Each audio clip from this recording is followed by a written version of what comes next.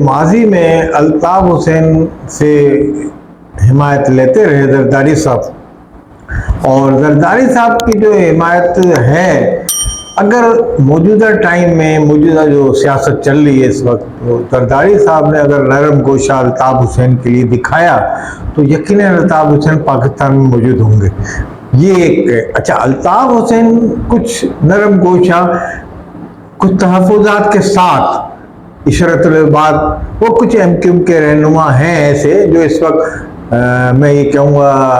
रांदा दरगाह हुए हैं, यानी कि ना इधर है ना उधर है, बड़े बड़े नाम हैं उसमें जी हाँ। तो वो जो है उनसे अल्ताफ हुसैन उनको वापस तंजीम में ले सकते हैं मुस्तकबिल करीब। अच्छा, उनके राब्ते जो है आसिफ जरदारी से भी चल रहे हैं और नून लीग वालों से भी चल रहे हैं, मगर नून लीग से जरा कम है, पीपल्स पार्टी की क़यादत से ज्यादा है, क्योंकि जरदारी साहब भी दुबई में सेटअप है जरदारी साहब का सारा, और ये लोग भी दुबई में ही रहते हैं, इशरतुल-इबाद भी वहीं है। अच्छा, इशरतुल-इबाद वो है कि उनको जरदारी साहब ने दोबारा गवर्नर बनवाया था लाके, तो उनको पसंद करते हैं जरदारी साहब। तो इनके तवज्जुह से अगर एमक्यूएम के जो कायद हैं उनसे बातचीत हो जाती है तो मुमकिन है कि एमक्यूएम का आगे सर्वाइव करने में ये भी एक आसानी हो जाए इनको, अल्ताफ हुसैन को,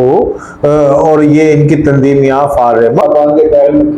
इसमें वो रहनुमा जो है इन्होंने यहाँ शक्तियाँ झेली, जिसमें फारूक सत्तार भी है, वसीम अख्तर भी है, मुस्तफा कमाल भी हुए, तमाम गिरफ्तारियां भी सही है, इन्होंने धक्के भी खाए और रजिस्ट्री घाटे भी खाई है इन्होंने, और हसास हजारों की गिरफ्त में भी आए हैं, उनकी बड़ी सख्तियां झेली है इन्होंने। इस सूरत हाल में उनको अल्ताफ हुसैन को फैसला लेना चाहिए और इनके बारे में फैसला दें कोई कि भाई अगर ये अपनी तंजीम कायम रखते हैं तो ठीक है, अगर अपनी मुस्तफा कमाल ने अलग जमात बनाई, वो अपनी कायम कर लेते हैं, आप उनको सियासत करने दें, वो आप पे तनकीद करें, आप उन पे करें, इख्तिलाफ बर्दाश्त किया जाता है जमहूरियत में, उसी का नाम सियासत है, तो उसी का ज़ाती दुश्मनी में अगर आप तब्दील कर दे तो कट्टर गारत करी में उसका फैसला होता है। तो ये चीज मैं माजी को सबक सीखते हुए चले, एमक्यूएम के तमाम जनों को मैं अपील करूंगा कि माजी से सबक सीखेंगे क्या नहीं हुआ शेयर करा।